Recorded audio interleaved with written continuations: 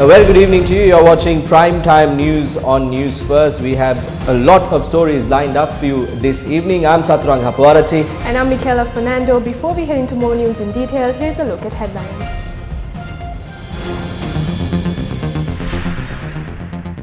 Gotabaya Rajapaksa unveils his election manifesto. Lanka ඒකීය රටක්. එය බෙදා වෙන් කරන්නට අපි කිසිවිටක ඉඩ දෙන්නේ නැහැ. Mahinda Rajapaksa says they will go for a general election soon after the presidential election.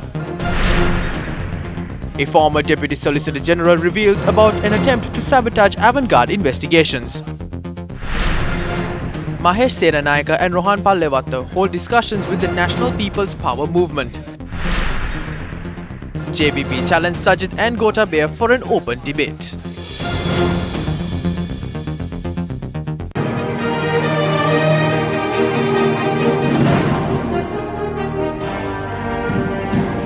In your top story, the election manifesto of presidential candidate of the Sri Lanka Podujana Peramuna, Gotabaya Rajapaksa, was unveiled in Colombo today.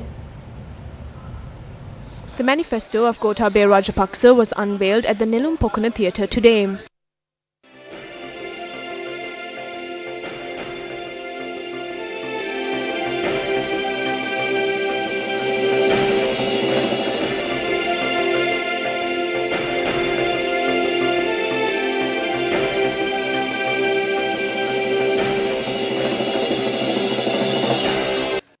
The manifesto is titled The 10 Principles of Inclusive Governance.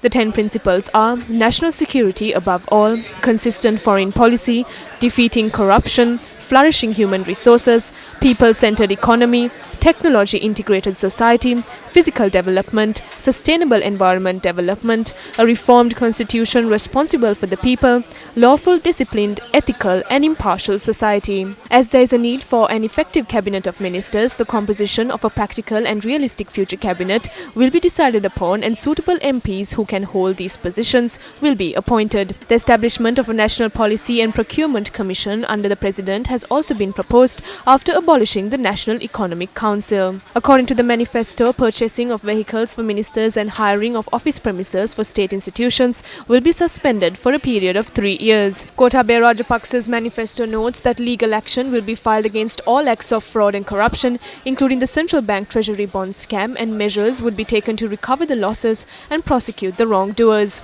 It also states that the Police Financial Crimes Investigation Division will be established legally and no state institutions will be privatized. According to the manifesto, the Central Bank, the People's Bank, the National Savings Bank, the ports, airports, Sri Lankan Airlines, the Ceylon Electricity Board, the Sri Lanka Transport Board and the Railways Department will be handed over to a completely professional administration. Gotabaya Rajapaksa's manifesto also states that a new constitution based on the aspirations of the people will be drafted. The manifesto pledges to probe the April 21st attacks with a fully fledged independent commission. It adds all bilateral and multilateral agreements signed during the past 5 years will be reviewed and adds that steps will be taken to release all security forces officials who were remanded as a result of exacting political vengeance. It has also been proposed for the youth to be given the opportunity to purchase a smartphone, a tab or a laptop under an easy payment scheme. Gotabaya Rajapaksa also pledges to restore the pensions that were deprived from state sector employees. The manifesto also proposed the abolishment of the fuel pricing formula currently in effect. The manifesto also proposes to increase the salaries of estate workers to 1,000 rupees. Gotabaya Rajapaksa states that he will initiate diplomatic discussions with China to amend the agreement signed for the Hambantota port. This includes the basic concepts required for us to stand as a sovereign nation, to reap the maximum benefit from global trends and build a strong economy. Sri Lanka is a unitary state and we will not allow anyone to divide us. We will not allow any foreign state to influence Sri Lanka, which is a sovereign state. We will develop the security mechanism required to protect the country from terrorism, the underworld, drugs and foreign influences. There can be only one law implemented in one country. We will soon introduce a package to reduce the cost of living of the general public. We will make the required investment to provide facilities for all students who pass their advanced level examination to study at a university and obtain a degree. We will do this in the first year in office. We will take steps to extend the current degree program for nurses from 3 years to 4 years so that they will get an internationally recognized qualification. We hope to change the current tax regime that does not suit our country and reduce the tax burden on the general public. We will reduce manufacturing sector income tax.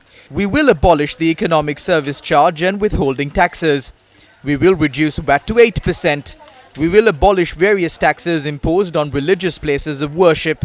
We will remove various complex taxes imposed on vehicles and introduce a simple tax scheme.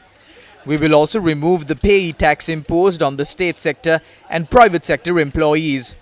We will also take steps to incorporate modern technology at the Excise Department, the Customs and the Inland Revenue Department and provide a solution to the massive disparities in the tax regimes. We hope to create more than 1 million jobs in the country through the development drive in the next 5 years. We have decided to provide the fertilizer subsidy for free under our government. We will completely ban the re-export of agricultural products. We also hope to completely write off the loans of farmers. වැඩ බද්ද 108 දක්වා අපි අඩු කරනවා. අපි කවදාවත් ජනතාවගෙන් ජීවත් වෙන්න ඔවුන්ගෙන් ඔක්සිජන් ඉල්ලන්නේ නැහැ. We will never ask the general public for oxygen so that we can live off of them. Remember that we always fought to give back the oxygen that was taken from the people. When we said we will sweep away all forms of terrorism, they asked us what sort of a broom we will use for that. Even we didn't believe that we could have done it. But I believe we were able to do it because of the bond that we had with the general public. We do what we say and speak about what we do. We do not have secret agreements. We are not ready to fool any race. We would like to state that this manifesto does not include conditions and influences of any individual. This is a document that does not include any provisions that will bring us under any foreign power. We went home in 2015 after building a safe country. When I left that day, I handed over the responsibility of the children of this country to the current government. But my dear children, this government has not been able to protect you. We have to start from the beginning again. We pledge that we will create a country without fear in the future. I must state that there is an important section of this manifesto that was not mentioned. We have clearly stated that at this election, we also seek the public mandate to call for a general election immediately after the presidential election. බොහොම පැහැදිලිව ඒකින්ද එය ජනමතයක් ලෙස සලකනවායි කියන එකත් අපි මතක් කරමින් ඔබ සියලු දෙනාටම ජය වේවා. ඔබට දරුවන් සරණයි. Presidential candidate of the New Democratic Front, Sajith Premadasa, attended a public rally in Kamurupitiya today.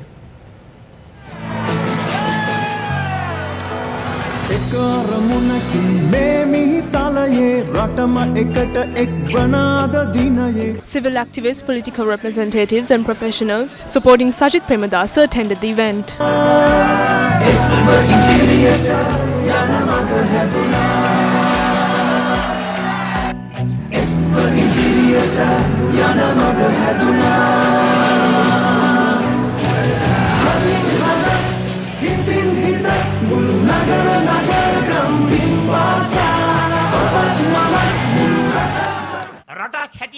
If we are to go forward and develop as a country, national resources must be equally distributed among the general public. It is now time for a change. As a 52-year-old, well-experienced politician, I come forward to serve the general public. I am prepared to sacrifice everything. In my view, the President's position is a strong and effective weapon that can render a massive service to the people. Unlike the previous government, we will not shoot at people in Ratupasala when they demand for water. We will not murder anyone when they request for fuel subsidies or protest against the government for looting from the EPF. We will protect the youth and female of this country. My opponent says he will create a safe country. I would like to ask him, how will he create a safe country? When they were in power, the chairman of a Pradeshi Sabha sexually abused women and then he celebrated the 100th round at his residence. I would like to ask my opponent as the defense secretary, where were you? This is the truth. The locals of Kamurupitiya are aware of this and knows about the chairman who was responsible for this. I pledge to create a new, self-sufficient and rich Sri Lanka. A group of Sri Lanka Freedom Party members of the Dikwella Pradesh Sabha attended the event to extend their support to the presidential candidate of the New Democratic Front.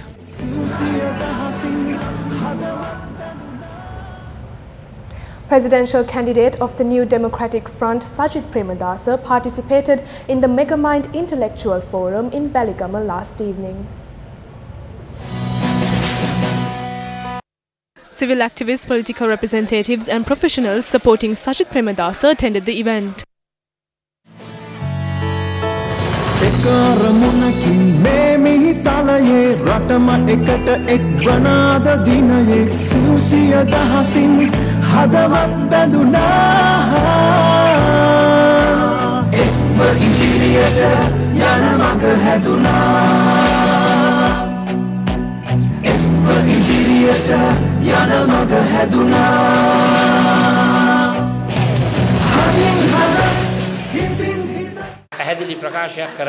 I will make this very clear.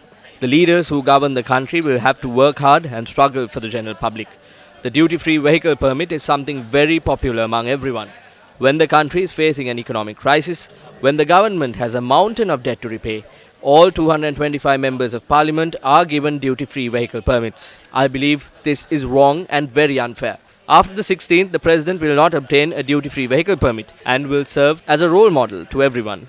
The president will not take a duty-free permit and the rest will also have to follow the same policy. Certain factions might not approve this. However, in order to go forward in a new direction, we will have to take this decision. When recruiting new employees to state ministries, we will recruit the most talented individuals who are capable of leading our country in the future. From the 16th of next month, we will govern the country in a new way. After obtaining a historic victory on the 16th, I will establish a presidential task force for national development. A branch of that task force will be established in every divisional secretariat. What did they say about me? They said I had not passed my ordinary level and advanced level examinations. They said I had not obtained my bachelor's. I am qualified in all three. They even tried to humiliate me, saying I cannot speak English. I once again invite my opponent Gotabaya Rajapaksa for an open debate. I will come forward alone, but if Gotabaya Rajapaksa is afraid to be isolated, he can have even 40 people with him. Sajith Premadasa can't face anything alone. Because I have a real backbone. I have the backbone of a Premadasa. මොකද මට සැබෑ කොන්දක් තියෙනවා සැබෑ කොළුනාරටියක් තියෙනවා ඒ වගේම මට තියෙන්නේ Premadasa කෂේරුකා. Factions representing Sri Lanka Podujana Peramuna candidate Gotabaya Rajapaksa made several remarks regarding the invitation extended by Sajith Premadasa for an open debate. However, today, the Janata Vimukti Peramuna also challenged both candidates. They instigate racial ideas for their own political gains. Sometimes they make misleading promises. They even say that they will provide everything for free for the citizens. They are making a huge amount of promises. Therefore, we would like to invite both presidential candidates Sajith Premadasa and Gotabaya Rajapaksa to have an open debate with the alternative faction presidential candidate Anurukumara Dissanayake. Participate in an open debate so that they can openly discuss on their perspective of developing the country through agriculture, education, road development and most importantly the economy of the country. Meanwhile, presidential candidate of the National People's Power Movement, Anurukumara Dissanayake, addressed a rally in Akkarepattu yesterday.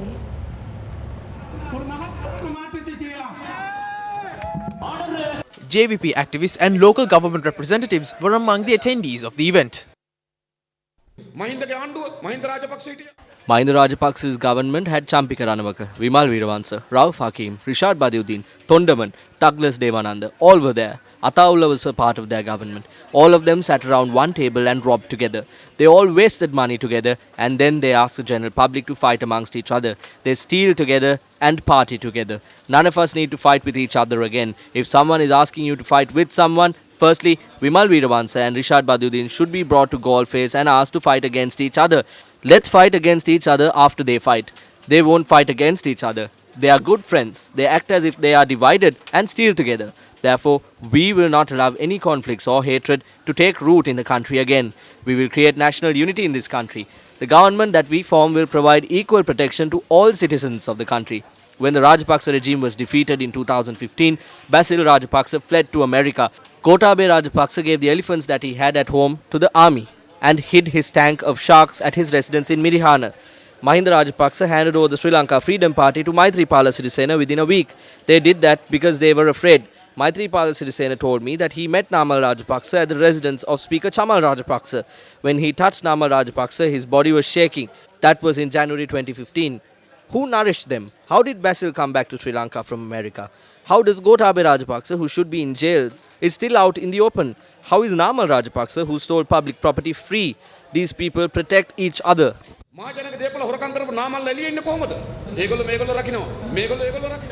A quick reminder that you are viewing footage taken off a mobile phone. The first time such technology is used in a newsroom, in a news studio in Sri Lanka. That is Studio R at News First. Continuing in your political news, JVP convened a media briefing at the party office in Palavatta today. Politics driven by pledges have come forward and not policy-driven politics. This is why cartoonists see us like this. As seen in the cartoons, presidential candidate of the National People's Party, Anuru Kumara Dissanayake, has come forward with a set of policies. The National Policy Manifesto of our party will be unveiled at the Foundation Institute in Colombo tomorrow evening. We are prepared to explain our action plan to the general public tomorrow.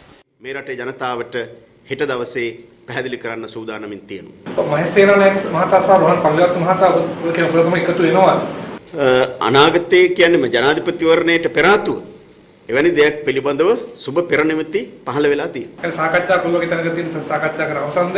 සාකච්ඡා වෙමින් පවතින. මාධ්‍ය වාර්තා පළවෙනි ඔබතුම කියන්නේ එකට තරඟ කරනවා කියන්නේ. ඒක තමයි. ඒ පිළිබඳ සාකච්ඡා වෙමින් පවතිනවා. පෙර සුබ නිමිති දකින්න පුළුවන් කියලා අපි විශ්වාස කරනවා. ඒක අපේක්ෂිත කොමනක් කරන සාහිත්‍ය කියන පදාලේ. එවැනි එකඟතාවයක් පිළිබඳව තමයි යම් යම් Presidential candidate of the Janaseta Penrabuna, Venerable Battaramulle Seelaratna Thera, addressed a meeting held in Galapita Varakapala today. ජනාධිපති සටනට සූදානම් වෙලා තියෙන්නේ මහා සංඝරත්නය රට බේරා ගන්න මිසක් රටේ දේවල් මංකොල්ල කන්න නෙමෙයි. The Mahasangha have been preparing for the presidential election to save the country, not to steal from the country. Please stop it. If you steal later, do not claim that we are not good people. We will not let anyone use racism to their own benefit. Presidential candidates are not for killing people. The forces and the police of this country have to implement their duties in an efficient way to protect us. Before protecting the country, protect the nation. Protect the nation. I will not forgive anyone who spreads racism. ජාතියට පණක් දෙන්න, ජාතිය ආරක්ෂා කරන්න, ජාතිවාදී වපුරන කිසිම මිනිහෙකුට මගෙන් නම් සමාවක් නැහැ. Gotabaya Rajapaksa's faction has sent a letter of demand to Attorney-at-Law Shiral Laktilaka, alleging that a statement made by the attorney had damaged the image of Gotabaya Rajapaksa. Gotabaya Rajapaksa demands for 1 billion rupees in compensation. The contentious statement made by Shiral Laktilaka was regarding the dismissal of a case in the United States against Gotabaya Rajapaksa filed by Ahimsa Vikramatunga, the daughter of Lasantha Vikramatunga. The letter of demand cites a statement made by Attorney-at-Law Shiral Laktilaka at a press conference, dubbing the submission made by the counsel representing Gotabaya Rajapaksa to the court in California as a great betrayal of the nation. Attorney-at-Law Anuradha Senarath Veeragoda had sent the letter of demand on behalf of his client Gotabaya Rajapaksa, stating that this statement had discredited his client. Speaking at a conference in Colombo today, Attorney-at-Law Shiral Laktilaka expressed these views of the matter. This letter of demand is an example to show that Gotabaya Rajapaksa and his camp are not used to responding opposing views with their own views. In the past, if you present any opposing views, the white van was sent. They did that when they had power. Now when they do not have power, he's sending us letters of demand. Will we be intimidated by this? We are living in a democratic society. Gotabaya Rajapaksa does not have any understanding of the democracy. Officer, we keep our mouths shut. Will we close our mouths? We will not close our mouths. I see 4 results of the case filed by Ahimsa Vikramatunga. Firstly, an argument can be developed using this case in international law. Those who know about the international law know that there are 4 sources of international law. One of those sources are decisions of local courts. Through this court case, facts have been proved that the Sri Lankan government has been involved in crimes against humanity. Even in the past, Gotabaya Rajapaksa said that if he comes into power, he will not accept the resolution 30/1 of the Human Rights Commission. I said then that the basis or the argument for the 30/1 resolution of the Human Rights Commission will be created by this court decision. This decision will be taken after saying that the government of Sri Lanka did all of this and I am only an innocent official of the government. I cannot be held accountable for this. What will be the result of this decision? The result is that the government of Sri Lanka will have to face a massive challenge in the future under the 30/1 resolution. This decision proves that the content of the Darusman report is also true. This is the great betrayal. Speaking at a media, the affidavits that the murder was to be filed again and the government of Sri Lanka must be named as the defendant and Gotabaya Rajapaksa is the only other defendant. This is the legal position. This is the first time after the war that a responsible official of the state accepted the fact that the government of Sri Lanka murdered people. The so-called patriot Gotabaya Rajapaksa had betrayed the country to free himself from this case. The argument is that he is the only state sector official and therefore legal action cannot be filed against him. I would like to point out to Mahinda Rajapaksa that your brother has paved the way for you to be taken to the electric chair. The legal issues that this creates is very serious and dangerous. I do not know if the former president was aware of this matter when he submitted the answer to the plaint.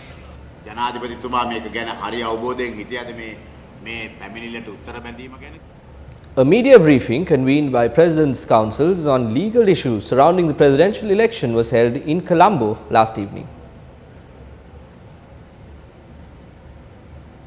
I must say the lawyers of Mr. Rajapaksa, Gotabaya Rajapaksa, did not even have to, it was found it necessary to file an answer. It was dismissed purely on a preliminary technical objection on the basis that there's absolutely no jurisdiction. So there was no need to file an answer. So there was no allegations made. You can't go on speculative basis. You have to come with substantial evidence. The investigations into the Avant-Garde case and the incidents surrounding have come back into public discourse just weeks before the presidential election. The voice recording of Dilrukshi Dias, who was interdicted, and the statement made by former Solicitor General Suhada Gamlat was broadly discussed recently. Deputy Solicitor General Vasantha Navaratna Bandara was an official who led the charge in the investigation conducted by the Attorney General's Department into the Avant-Garde case. He managed to steer the investigations to a decisive juncture. However, was proper legal action filed based on the facts uncovered regarding the Avant-Garde incident? President's Counsel Vasantha Navaratna Bandara made a special revelation to the media today. I had to come here before you for one specific reason. Two individuals have made several allegations against me. Vijay Dasa Rajapaksa has made a statement regarding the Avant-Garde case to the Divana newspaper on the 6th of October 2019. He says that drafts were made for the arrests of 8 suspects including Gotabaya Rajapaksa and that they were signed by Solicitor General at the time Vasantha Navaratna Bandara without the knowledge of the Attorney General or the Solicitor General. This is a blatant lie. I see this as a statement made by a political opportunist who is trying to get some positions. At the time, the head of the criminal unit was Suhada Gamlat. He handed over the Avant-Garde case file to me and said, "This is a serious crime," and asked me to make sure to punish these people. I looked into the matter and handed over my first report to the Attorney General at the time. I submitted this report to Solicitor General Suhada Gamlat so that it could be sent to the Attorney General through him. In this report that I sent to the Attorney General, there are 5 suspects. This includes Gotabaya Rajapaksa, Additional Secretary Jayaratna and Palitha Fernando, and I had recommended that they should be charged for aiding and abetting Senadipati and Manjula Kumar Ayappa to commit this crime. Vijay Dasa Rajapaksa had said multiple times that he was the person who saved Gotabaya Rajapaksa when he was about to be arrested. What power does the Justice Minister have to interfere in the activities of the Attorney General? The Minister of Justice cannot interfere like that. The Attorney General's department is an independent institution. According to usual practice, the person who prepares this report is the one who has to make the final decision. But when I filed this report, I did not get it back. The Attorney General appointed a committee to present their opinion on the report prepared by me. This committee completely agreed with my recommendations. If there have been any irregularities that had taken place, why didn't the Minister of Justice speak about it in Parliament before? Why is he speaking about this now, just weeks before a presidential election? A group of honest officials at the Criminal Investigations Department carried out investigations into the Avantgarde case. One official told me that they had asked him to delay this as much as possible and promised him a bribe of 80 million rupees for it. They had expressed their willingness to pay him a bribe of 80 million rupees. Now, after all of these people were released, this honest official came to me with tears in his eyes and said that a leading businessman called him and told him that they paid 260 million to the Attorney General's department and got the job done. Attorney General Yuvanjana Vijaythilaka must release a statement on this incident and explain why were these suspects released, despite my recommendation and despite the fact that those three officials approved my recommendations. A presidential commission should be established and this entire incident should be investigated. How did the defendants in this grave crime escape these charges?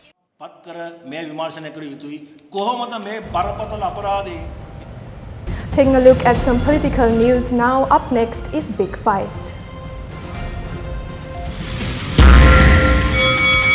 The Big Fight.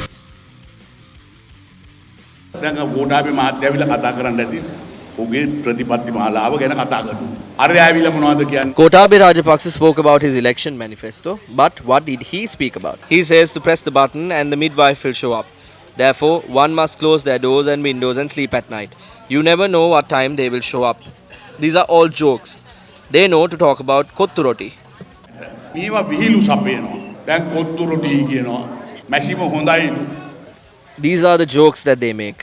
We elect a president not to break rest at night or to creep into houses at night. රාට නිදි මරන්න නෙවෙයි. රාත් ඉස්සේ ගෙවල් වල රින්ගන්න නෙවෙයි. පැය 24ම මොකද්ද මන්දිර අරගෙන තියාගත්තට වැඩ කරන්නේ නැත්තම් ඇති වැඩේ මොකද්ද? හරකට තනකොළ සහ ගොයන් අතර වෙනස දන්නේ නැහැ.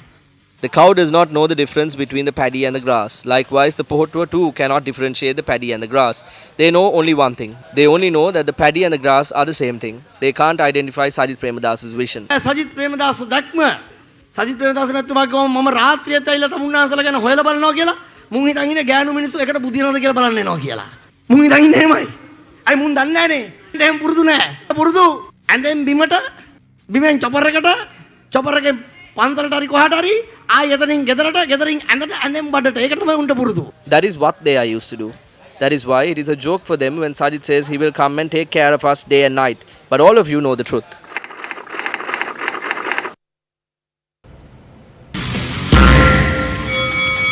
The Big Fight. Vimal Veeravansa and G.H. Buddhadas expressed their views on a recent incident of a youth being assaulted at a UNP rally held in Malabe.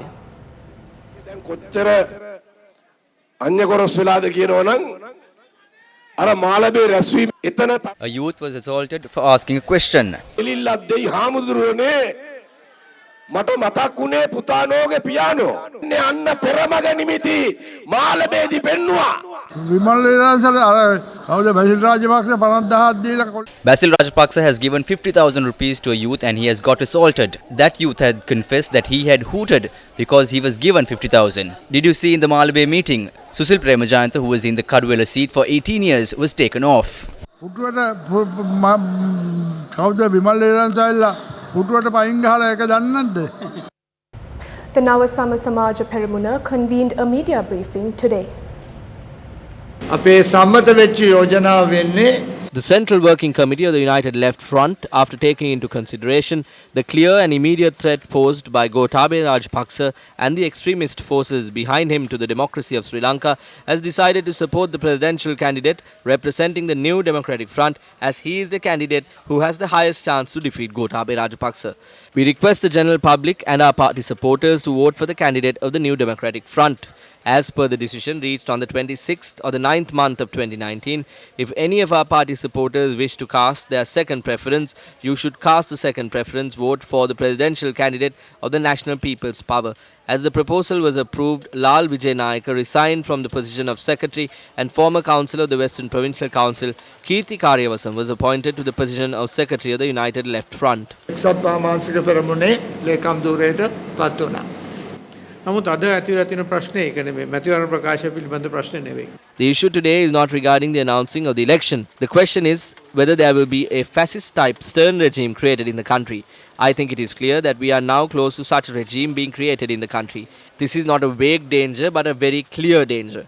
This is an immediate threat. There are many criticisms against this government. The nature of this enemy at the gate is more dangerous than all of it. Not only Gotabaya Rajapaksa but even the people behind him. A year ago, at Viatmaga conference with Gotabaya Rajapaksa standing in front of him, Kamal Gunaratne said that not only the people who work towards constitutional amendments, but even people who support constitutional amendments should be killed, and like in 87-89, steps should be taken not to allow their bodies to be carried above knee height. Gunaratne කිව්වේ මොකක්ද? ව්‍යවස්ථා වෙනසට වැඩ කරන අය නෙමෙයි විරසාපාරකට සහයෝගය දෙන අය පවා. ඔවුන්ව මරලා අර 87 89 90 කාලේ වගේ ඔවුන්ගේ මිනි ධනහිසෙන් උසට අරන් යන්න බැරි විදිහට කටයුතු කරන්න ඕනේ. It is pointless for us to play the flute any longer when the devil is at the door. That is the reason why we had to take this difficult decision at this juncture of time. ඉන්න බෑ. 탁සියා ඉන්නේ දොරකඩ. එනිසා තමයි එවැනි අමාරු තත්ත්වයන් වලදී අපිට අමාරු තීන්දුව ගන්න වෙනවා. Here are some of the views expressed in the political arena during the past 24 hours. Gotabaya Rajapaksa will be the president. Mahinda Rajapaksa will be the prime minister. This is certain. They have worked for the country and the results of their hard work can be witnessed by everyone. Gotabaya Rajapaksa, with the guidance of Mahinda Rajapaksa, was able to end the war. Gotabaya Rajapaksa himself spoke the truth to the media, stating that he was not a part of the war. He also mentioned that his brother, former President Mahinda Rajapaksa, was not a part of the war. So they agree that it was Sarath Fonseca who fought the war. Sarath Fonseca fought the war, and the Rajapaksa brothers looted everything. Sarath Fonseca යුද්ධ කෙරුවා අයියි මල්ලිලා එකතු වෙලා සුද්ධ දුන්නා. ඒක තමයි කරේ ඒගොල්ලෝ. There is a tax being charged for everything you use and do. It's called the value added tax. Mangala Samaravira increased his tax up to 15%. All what President Mahinda Rajapaksa did was obtaining loans with high interest rates and increase our country's debt stock. This is why we had to increase tax rates. Our government had to take various measures to ensure our government will not become bankrupt. In 2019, we had to repay debt of $4.5 billion. 70% of this were loans obtained during the Mahinda Rajapaksa government.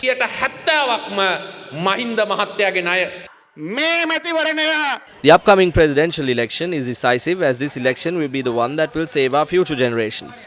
This election will give us our freedom back. Therefore, all parties including the UNP, the SLPP, JVP and Hello Rume should work towards the victory of Gotabaya Rajapaksa. Gotabaya Rajapaksa මැතිතුමා ජයග්‍රහණය කරවන මැතිවරණය කරන්න ඕනේ. වෙස් මුහුණු බැඳන් ආවට අපි නෑරවටෙන්නේ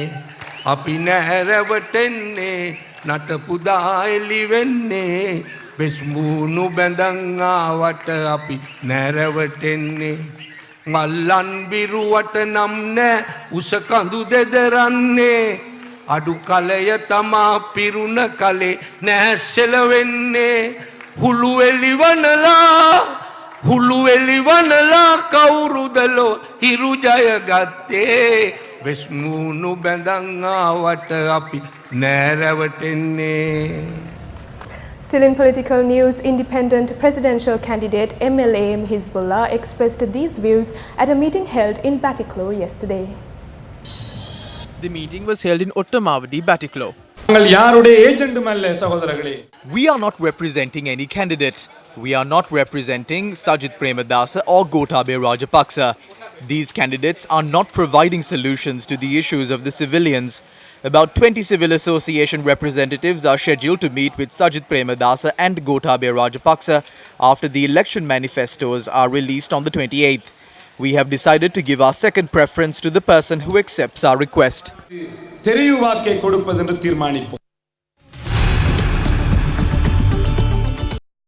Into a criminal investigation.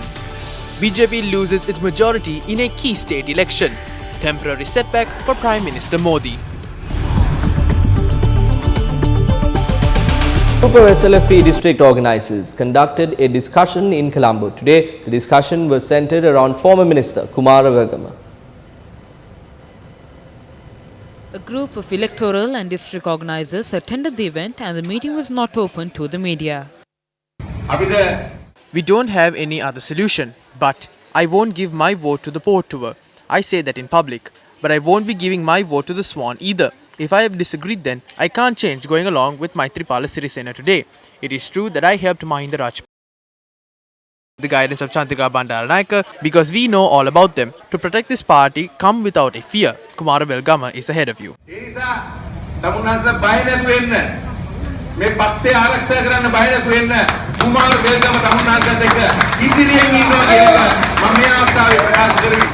Kumara Welgama addressed the media following the discussion. 9th of November will mark Chandrika Bandaranaike's 25 years of getting elected as the president. So we are having a large-scale convention for that. The discussion was based on that.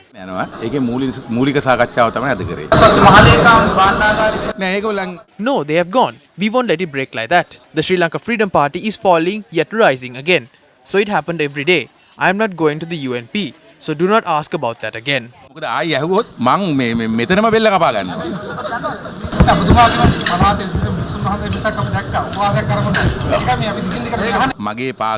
My supporters did that to take me back to the port tour, but I did not like that. This country is controlled by people who are over 70 years of age. What good does it make?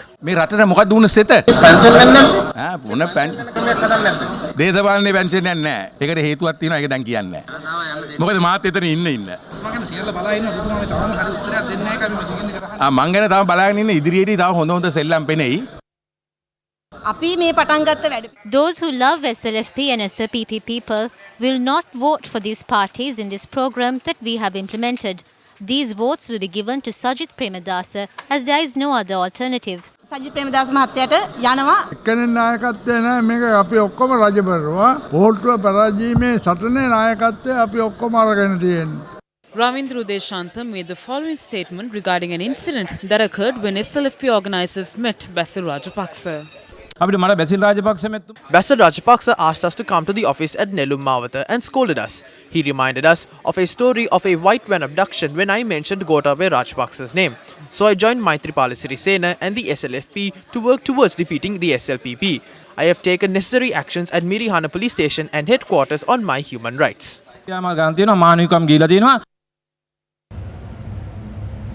Taking a look at some local news now, a proposal to increase the number of Supreme Court justices from 11 to 15 has been presented. The proposal was presented when the Sectoral Oversight Committee on Legal Affairs, Anti-Corruption and Media convened in Parliament.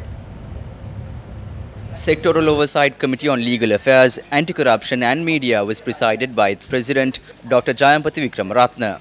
Several issues related to law enforcement and the development of the judicial system were discussed. Attorney General's Department said around 10,000 indictments will be filed against cases of fraud and corruption by the 31st of December 2019. The Attorney General's Department informed the Sectoral Oversight Committee that the department has filed 7,800 indictments during the first 8 months of the year. The decision was taken to review the anti-corruption draft bill at the committee's next hearing. The committee also proposed to increase the number of Supreme Court judges from 11 to 15. It was decided to consider the matter in the future. It was also mentioned that the delay in court proceedings is a serious issue and a full study should be conducted. A tense situation arose yesterday when the foundation stone for the construction of the Teachers Training College in Kenya was to be laid.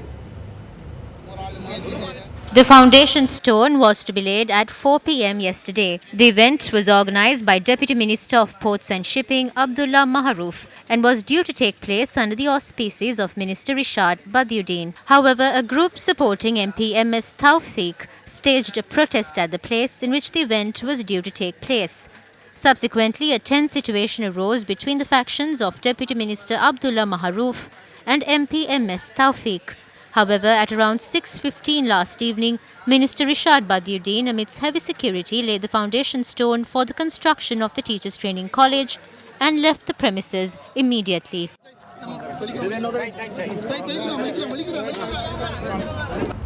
Sri Lanka and Azerbaijan have discussed expanding cooperation between the two countries, especially in the field of civil aviation, during a meeting between the respective foreign ministers. Sri Lanka's Minister of Foreign Affairs Tilak Marapana has met with Azerbaijan's Foreign Minister Elmar Mamadiarov on the sidelines of the 18th summit of the non-aligned movement in Baku. Hailing the mutually beneficial cooperation between the two countries, the two sides noted that there are prospects for enhancing cooperations between Azerbaijan and Sri Lanka in both political and trade economic fields. The two sides stated that the use of the mechanism of foreign ministerial consultation as well as coordination of efforts within the Intergovernmental Commission could give additional impetus to the development of bilateral relations. Sri Lanka has been ranked 99th in the latest edition of the World Bank's Ease of Doing Business Index. The 10 economies scoring the highest on the ease of doing business rankings were New Zealand, Singapore, Hong Kong Special Administrative Region, China, Denmark, Republic of Korea, United States, Georgia, United Kingdom, Norway and Sweden. India, which was placed 63rd in the doing business ranking, is the highest ranked economy in South Asia, followed by Bhutan at 89 and Nepal at 94. The region's lowest ranking economies are Bangladesh at 168 and Afghanistan at 173. India, with 4 reforms, is among the top 10 improvers for the third consecutive year. Another top reformer, Pakistan, with 6 reforms, improved the most in the region during the past year, moving forward 28 places.